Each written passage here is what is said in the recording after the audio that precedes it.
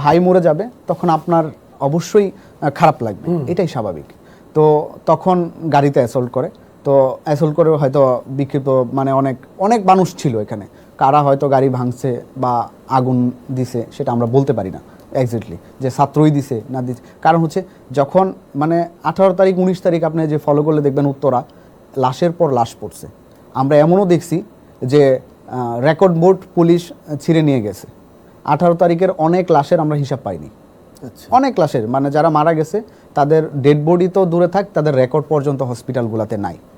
আপনি ওইখানে RMC hospital, Kuwait মৈত্রী, বাংলাদেশ মেডিকেল, এরা যে পরিমাণে আমাদেরকে ছাত্র জনতাকে হেল্প করছে তা অতুলনীয়। এবং সাধারণ মানুষ আমাদেরকে, আমরা কিন্তু আন্দোলনে যখন গিয়েছি আমরা কিন্তু সাথে খাবার নিয়ে যাই নাই, আমাদের কিন্তু খাবারের অভাব হয় নাই, পানির অভাব হয় নাই আন্দোলনের সময়।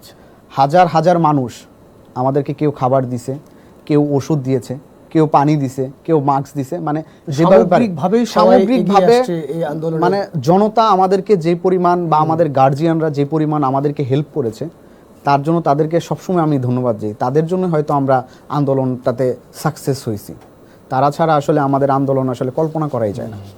না না, এই জন্য তো মানে সকলের সম্পৃক্ততা ছিল বলেই তো আজকে সেই বিজয়টা আমরা পেয়েছি। কিন্তু ওই জায়গাটা থাকতে চাই, উত্তরাতে আমরাও শুনেছি এবং আমরা দেখেছি আমাদের অনেক নিউজে সেটা প্রচারিত হয়েছে যে মানে নির্বিচারে হত্যা করা হয়েছে।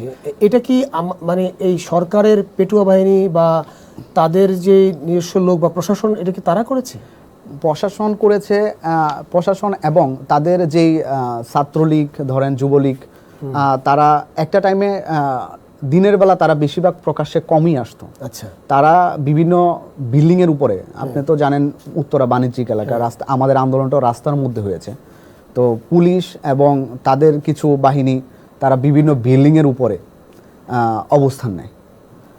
আমি একটা জিনিস ফলো করছি, অনেক টাইম ফলো করছি, প্রথম হয়তো আন্দোলনে এই বিষয়গুলো ফলো করি নাই, কিন্তু 18 তারিখ কিছু বিষয় ফলো করলাম যে পুলিশ দু একটা গুলি করে কিন্তু আমাদের দেখা গেছে 60-70 জন অ্যাসল্ট হয়ে পড়ে যাচ্ছে। মানে এটা কেন? কিন্তু সেটা হওয়ার কথা না, মানে 2-3 জন গুলি করে তো আসলে 2-3 জনই যাবে। হ্যাঁ, একটা রাবার বুলেটে হয়তো 10-12 জন অ্যাসল্ট হতে পারে। রাবার বুলেটে প্রায় মনে হয় 200 মতো ইয়া থাকে, রাবার বুলেট থাকে একটার ভিতরে।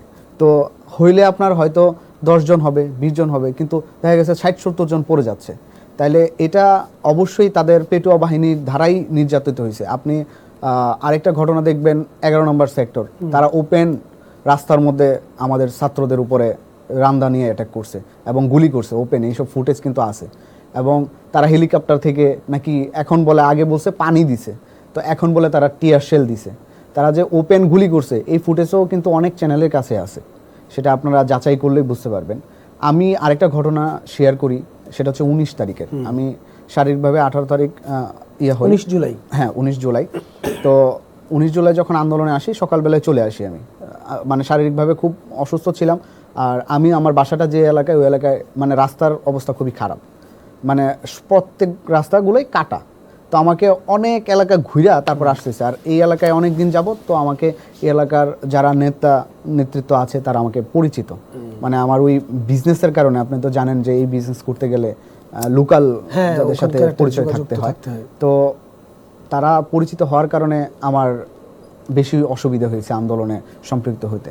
তো 19 তারিখ যখন আমি আন্দোলনে আসি, তো বিকালবেলা তো আমার এক ভাই অসুস্থ হয় নর্দার্ন বিশ্ববিদ্যালয়ে, তো তাকে নিয়ে কুয়েত মৈত্রীতে আমি অবস্থান নিই।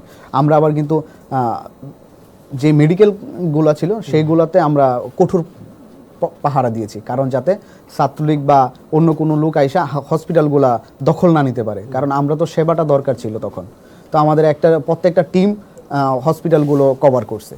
তো যখন তাকে নিয়ে যাই, তো আমার এক সন্ধ্যা হয়ে যায়, তো আমার এক ছোট ভাই ফোন দেয় যে ভাই আপনি কোথায়? তো আমি বললাম আমি তো হসপিটালের ভিতরে।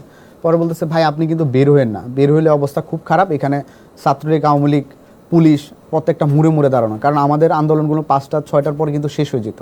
আমরা বাসায় মানে গ্রুপিংভাবে বাসায় বিভিন্ন ইউনিভার্সিটি যারা ছিল, যারা ব্যক্তিগতভাবে আসছে তারা সেফলি চলে যাওয়ার জন্য, কারণ রাত্র হলেই আমাদের উপরে, যখন আমরা একা হয়ে যাই তখন আমাদের উপরে অ্যাটাক হয়। তো আমি আর বেরোতে পারি না হসপিটাল থেকে। তখন দেখা গেছে আমাদের যারা সহযোদ্ধা শহীদ হয়েছে তাদের সাথে আমার রাত্রি যাপন করতে হয়েছে।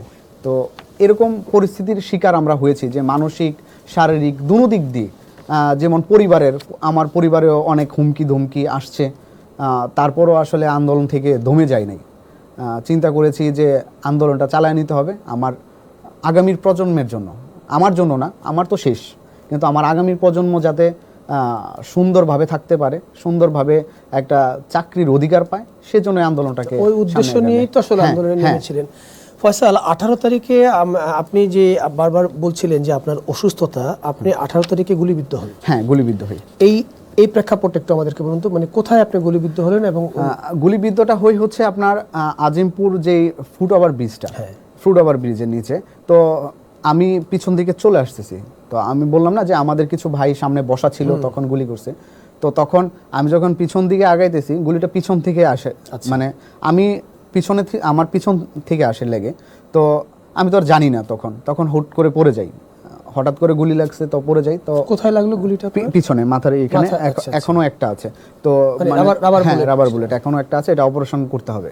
তো যখন এই পরিস্থিতি হয় তখন আমি পড়ে যাই নিচে, তো ব্লাড পড়তেছে। তো আমার কিছু ভাই, আমি চিনি না কাউকে ওখানে, কিন্তু আন্দোলনের সময় কেউ কারো চিনে না, দুই একটা মানে যারা নেতৃত্ব দিয়েছে 3-4 জন, তাদেরকে ছাড়া কেউ চিনে না, কারণ সবাই এক একজন ভিন্নভাবে আসছে, বিভিন্ন জায়গা থেকে আসছে। তো আমার 3-4 জন ভাই আমারে ধইরা আরএমসি তে নিয়ে গেল, তখন 2টা বুলেট বের করে দিল, কিন্তু আমি তাদেরকে চিনি না। আমরা যারা